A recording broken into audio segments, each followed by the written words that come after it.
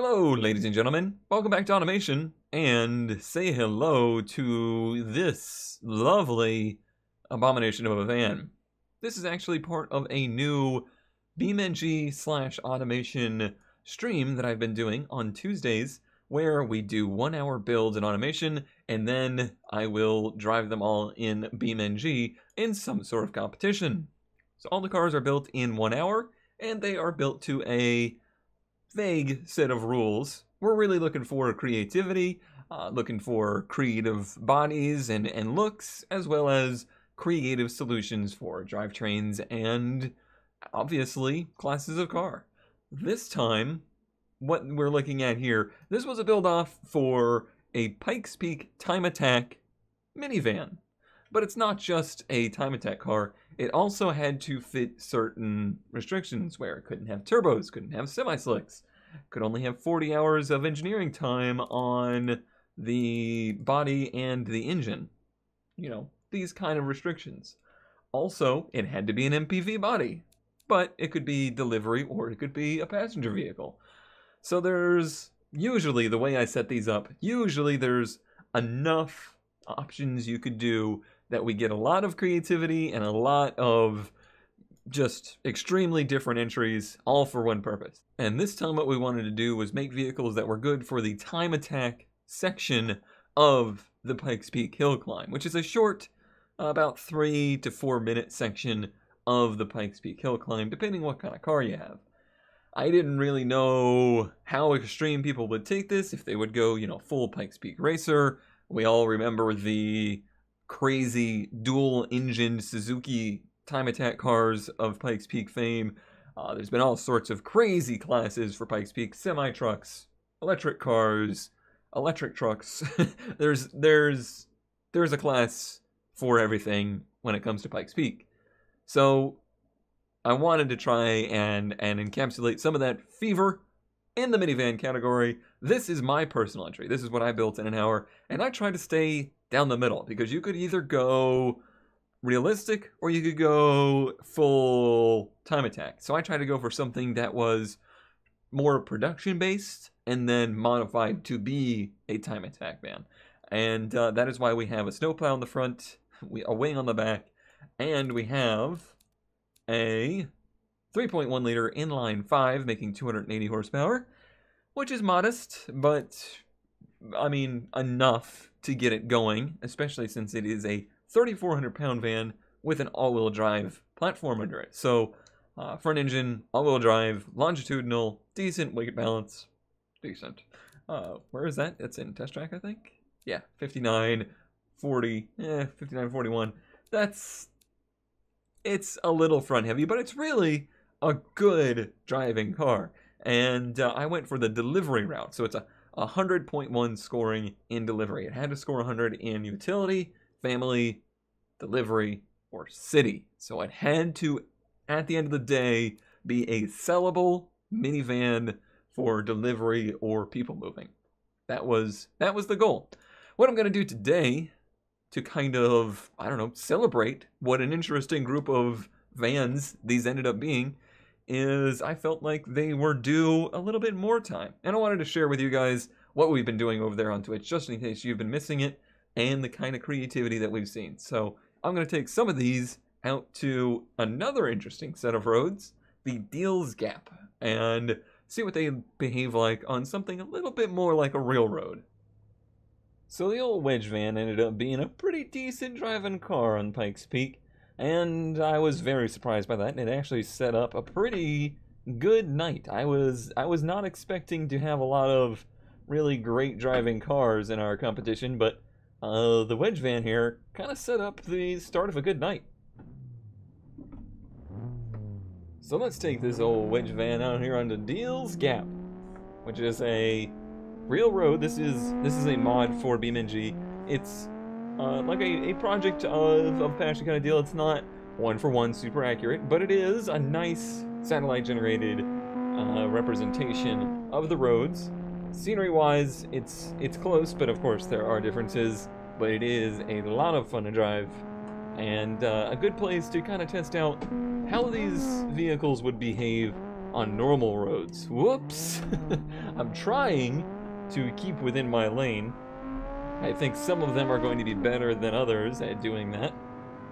But I'm going to try my best to, at least, at a minimum, keep 2 wheels in my lane at all times. And I will say that if a vehicle steps out of those lane dividers with all 4 wheels, or of course goes off the road in a significant manner, then probably not the best road manners.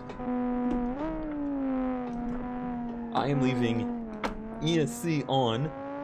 One of the things I was up against was engineering time with my build, and with that, I was unable to put limited slips in the differentials, meaning that it is all-wheel drive, but it will only deliver power to 2 wheels at a time in most cases, and you can see that gives it a little bit of a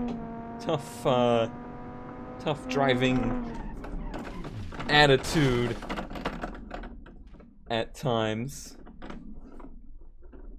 you might say.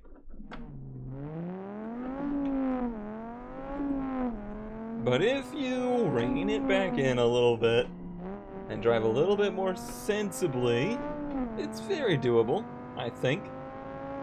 Perfectly doable.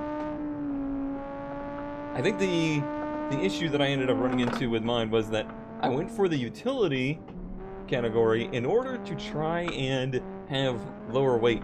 That was good. It was very successful in that. I did have one of the lightest vans. However, it also put me in a situation where my suspension was a bit compromised, because it's a primarily heavy delivery vehicle, which means that it doesn't have very tight suspension. It has suspension that can carry, you know, a heavy delivery, but not really carry any kind of G-loading through the turns. And for that, I really am stuck with keeping the ESC on. With ESC off, it's kind of a nightmare to drive. I ended up running it with it off at Pikes Peak, but I find on these road situations, it's much better suited to have ESC on. But once you get into it and you start to kind of generally get the feel for it, it isn't so bad. It isn't so bad at all. And you can actually have a pretty good time with it out on these roads. Easy. Those open diffs really come into play. More than I expected, to be honest. Ooh, that tightens up. Not bad, not bad. So, decent road manners. Okay, not decent road manners. It's actually pretty darn evil. Alright, well, we made it up to the open section, and that's where I think it is time to switch over to another van and see how that one does. This one here is Kurt's entry, which I really liked because it was so similar in theme to mine. It's very much so production ready and based on the same era, but it does things in a different enough way that they're interesting to compare. So his is a 323 horsepower Boxer 6. However, it also is all-wheel drive, but his is transverse. His had an interesting theme. It's a Subaru SVX. I have to say, Kurt goes above and beyond usually on his body design stuff, but this time he focused more on the car build. He is getting much better as a new automation player. He's getting much better at being able to make the cars in a hurry, because it's not easy. It might sound like it's easy, but it's not easy to make a car in an hour, especially one that has some kind of theme to it. But yeah, this was a really good looking build, and it ended up being a really interesting driving build, and not that different from mine, which I thought was interesting. I think the biggest difference was a little bit more power, a little bit more weight, but then kind of a similar-ish driving experience. So Kurt's Shark D, again, really good looks. It looks pretty good in BeamNG as well. I just noticed the handle on the back. That's a nice touch. Good designed vehicle. What's interesting is on our stream, that rear spoiler, the rear wing, constantly fell off. We never got a run in where that wing did not fall off. But here on Dale's Gap, it's holding on just fine, which is a little strange. But yeah, good design. Very loud, an interesting sound. Also has lockable differentials, but not limited slip. So it's all or nothing, which doesn't end up being that useful for us in this kind of situation. Good for off-road, not so great for handling. However, if I remember correctly, pretty good driving minivan here. Alright, now this one has an interesting view issue. There we go. This one ends up driving a lot different because it is... Oh, that's right, it's sequential. I forgot again. It got me in the stream and it got me today. This one ends up driving a lot different because it's a passenger car, so it's heavier. And that heavier nature makes it a little bit more cumbersome around the turns. But I must say, more predictable than mine. Maybe a little bit more understeer, but definitely more power. And overall, I think just a more predictable handling. I have ESC on, but I really don't know that it's... Whoops, that was almost flew over. I really don't know that it's even completely necessary. Nice. It does like to run out, but it has a rather flat torque curve. I almost feel like maybe I want to tick off that ESC just to see what it would be like. Let's try it for a little bit longer with it on. You can see the heavier nature of it tends to make it want to push wide. So if you're taking the whole family out the Deals Gap, be a little bit careful in this thing. You don't want to push wide into somebody else's lane. That's a major problem up here. This is a real road that exists in the United States, and that is a major problem. People pushing wide out of their lanes, and it's a very popular motorcyclist destination, and you can see why that would be a problem. Good brakes. This is a much harder test of the brakes than Pikes Peak ended up being, because Pikes Peak generally has a lot of straightaway between turns. This, whoa, a little bouncy there, and we're in the trees. And not the best road manners. Not the best road manners. Honestly, was a little bit better on Pikes Peak than it was here. But now let's go ahead and turn off that ESC. Now that we've already hit a tree, let's see how much different it would be. It may even be better because it's not cutting power. Sometimes the way the traction control works, it'll cut power away from you, and it's unexpected, and it helps to cause those kind of understeery moments. When sometimes you really just need it to be on power.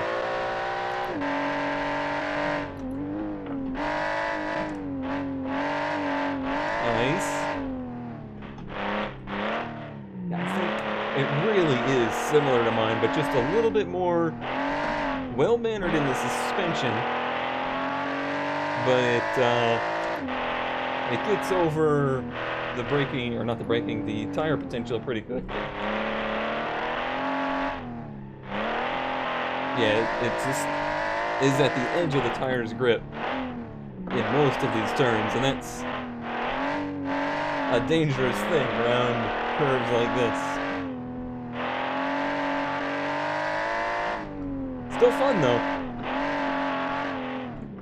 but it doesn't point and go, and that's where a car could be really fun around roads like this. You want something that you can feel like you have a real direct steering. Stretch out a bit right there. Ooh, a bit long in the brakes. Managed to get it slowed down though.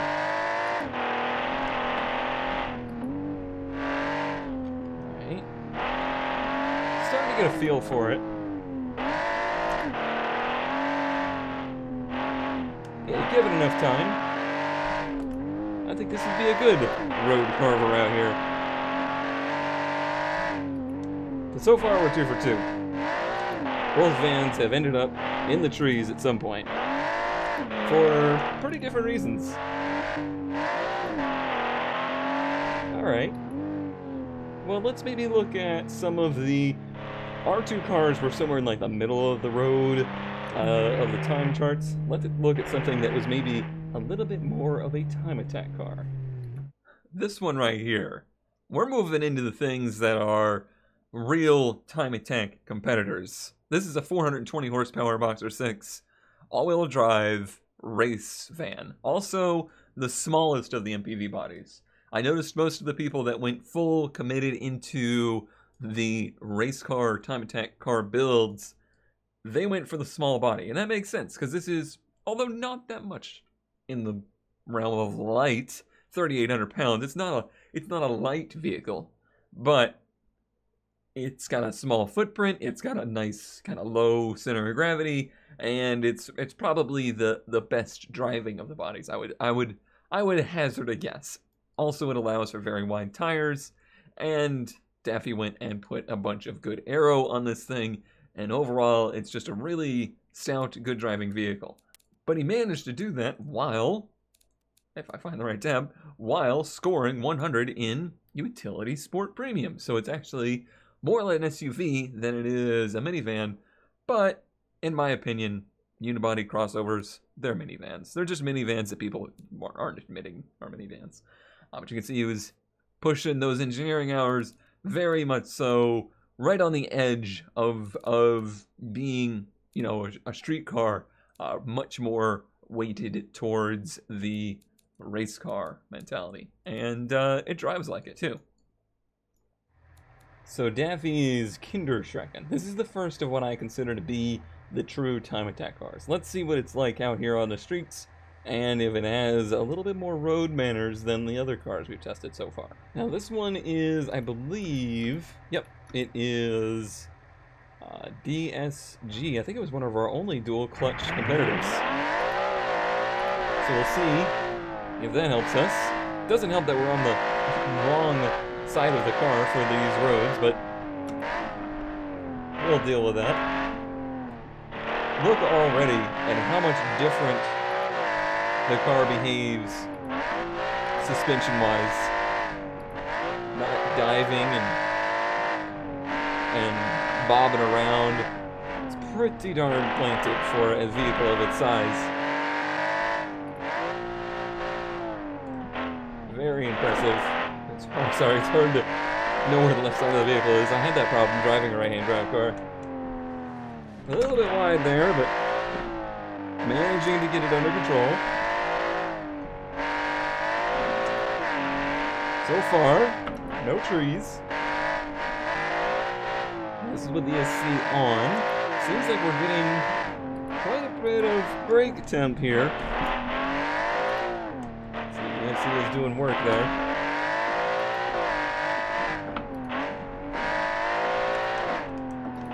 Pushing wide, pushing wide.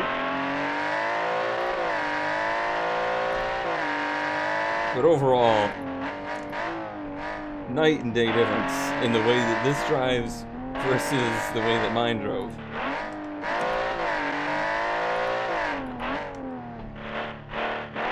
Yeah, that's phenomenal. Gotta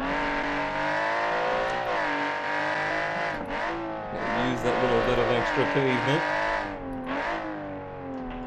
These turns are hard where you're on the outside of the bank. Kind of have to take it easier there. So those brake temps are getting high, but we got a little bit of straightaway here to cool it down.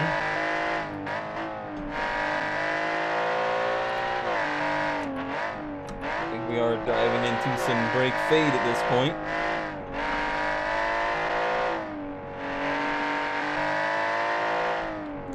A pretty tough section of road, though. That was fun. Yeah, now I'm getting a feel for it. This thing is a monster. Oh, brakes fading.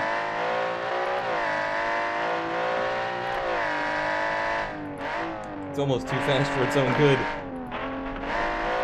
when it comes to the brakes. That's what's fun about these builds is balancing that kind of stuff. How do you get enough brakes on a car that also has to be a family car? Because, yeah, that group of buyers not usually that interested in having race pads.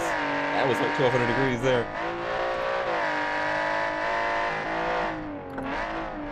Ooh, soaking up the bumps well, though. That's a pretty rough section, and it handled it well.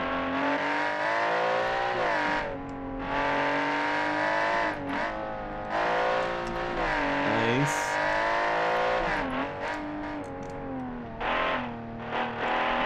Just a bit of understeer, but it's going to be the case for all of these vehicles.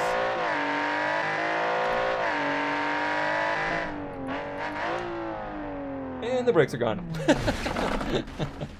Well, at least it was the only car that didn't get put in the woods thanks to a handling fault. This one got put in the woods thanks to the brakes burning off. Navara's here, also another stout time attack competitor. This one was kind of next level. When I drove this one, I honestly, from the driver's seat, or the hood, I guess, the hood view for these cars, I couldn't tell that this was supposed to be a minivan. But then when you look at it, it is. And it qualifies because of a 117 in Family Sport. And I think it actually did it in somewhere else too. Maybe that was it. But yeah, Family Sport is 117, so very high scoring and very acceptable there. And it ends up being, you know, an also very good fun car, but it's a strong design too. We're talking a 5-liter V8, 431 horsepower, all-wheel drive, space-framed vehicle. Not an easy thing to do. There's some trickery you got to do there to get this thing to meet up with the buyer's demands, but also a pretty strong time attack look. Daffy's car stood as the leader for a long time, until this one came along. The Navara's entry, I mean, it was kind of out of nowhere. It had the time attack looks. It's got pretty subtle sound. And overall, I don't think we really knew what we were getting into. But then when you drive it, it's really good. This one, a real manual.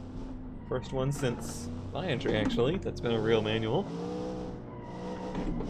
Very rev happy. Very quiet. It is lightning fast. It is a lot to pay attention to on roads like this. I can't even get words out anymore. It's so fast. Definitely here it's pushing the tires to their limits. Having no racing slicks, having no, not even semi-slicks, or really racing suspension. Sorry, I thought we were too fast there, but we managed to get it slowed down. If this one, not having problems shedding heat, but this is a particular demanding section of the road, but it's just so fast that you gotta brake really early for these turns. Ooh, that was close. Because it is lightning quick. That little leaf on the ground made me think there was like an animal on the road, and my reflexes were starting to kick in, like I needed to avoid it. I don't think there's animals on the road. It's so quiet, it almost makes it more dangerous because you don't even realize how fast you're going. Like, that's insanity. I think we're reaching, no, we're not reaching the end of the road, but we're reaching the beach section. I think we are almost to the end. We may have to turn it around here. Yep. Slow it down. Barely getting it slowed down. Do a little turn around here. And continue on, back up the hill. Boy, it is fast. And that's why it ended up being on Pikes Peak as well. It was just deceptively fast, and it didn't even really, I don't think, click with me that we were driving one of the fastest vehicles we would drive that night until we got near the end. I started to realize, yeah, this thing is a contender. Now we're starting to put the brakes a little. I think I cooked the engine a little bit as we were trying to brake too. Although honestly, a horsepower or two down on this thing, not gonna be the worst situation for it. It's doing pretty good at staying in the lane though. This section pretty open. Yeah, I think it's definitely faster than Daffy's, but I do think it's actually a little bit more predictable as well. Oh no! Well, that's a shame. That's alright, we wanted to put a new engine in it anyway. Hey, there's our skid marks. Alright, continuing on.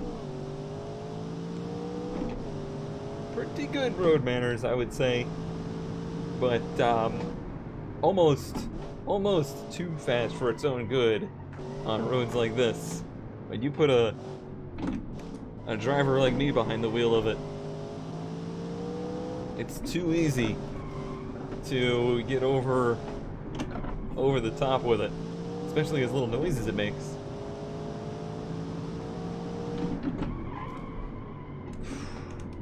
Barely getting it slowed down there as well. Slamming those gears.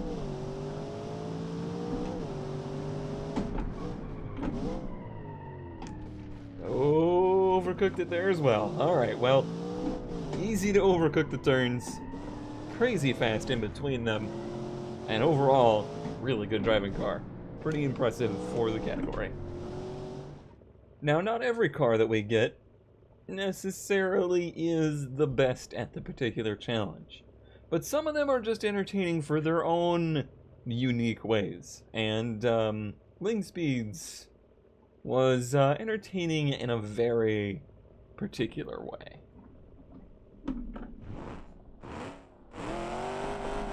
I have no idea if I'll even be able to drive this thing at all to even demonstrate what it's best at. I got it. Hi, Tree. How are you? I was investigating and inspecting this this route right here. It's a pretty good route. It's you know, well grounded. Probably should have found a straight stretch of road for this. Oh, here we go. Yeah. Yep. This one was certainly a riot to drive. Oh no. Oh man. It's pretty incredible the range of vehicles we actually end up getting for a category like that.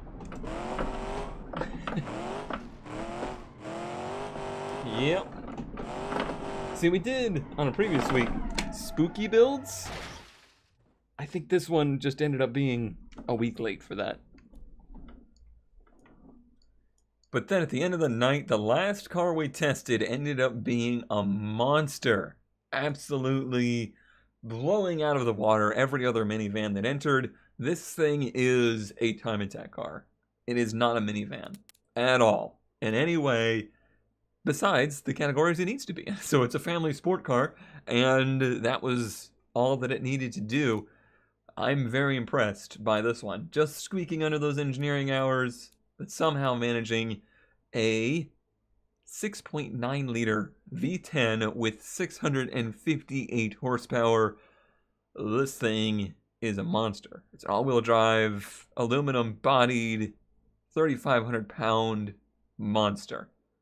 Also very strong time attack car slash like GT racer looks. I think we said this is basically a Murcielago minivan. And then there's Gem Knight's car, which is an absolute monster. Absolute monster. You probably won't be able to hear me for the next segment, so we'll let the car do most of the talking.